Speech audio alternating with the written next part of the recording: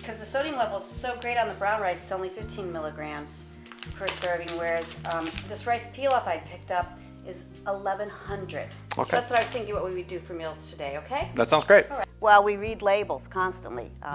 You know, it's amazing just because it's just the two of us now. We do a lot of like pre-packaged stuff, which you have to be very, very careful about.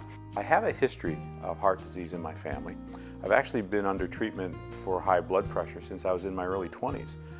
And yet on a routine visit late in 2007, my blood pressure was up.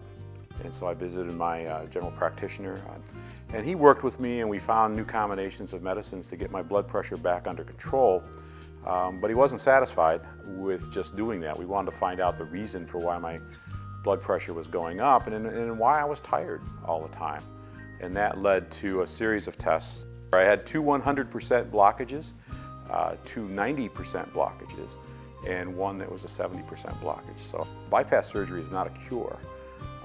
It is simply a fix that now you need to change your lifestyle. And so it's not only an exercise portion of this, but you also visit with the nutritionist, and you begin to understand the types of foods you should and should not be eating. So I think the biggest change was getting him to eat properly. We both met with a nutritionist, which was very helpful, and so we kind of totally changed. He was only ever a one meal eater.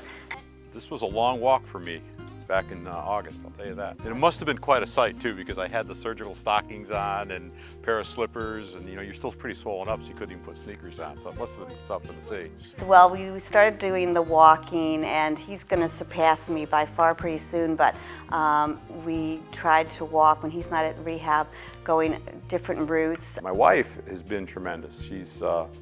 She's basically emptied out our kitchen and started over on what we have available. Keeps me honest on what we eat. She's become my partner in walking. My wife has kind of gotten into the same lifestyle with me now on improvement, and it makes it easier. I've lost about 45 pounds since surgery, and intend that to be a trend that I'll continue on through the rest of my life. Because you've got an encouraging team. You're not by yourself. The rehab people there are just outgoing, very knowledgeable people. More importantly, I think they show you how to exercise. We were here at Salinas Valley, and as you can imagine, I was quite concerned with having, to undergo such major surgery on a very short notice without having a whole lot of time to prepare mentally.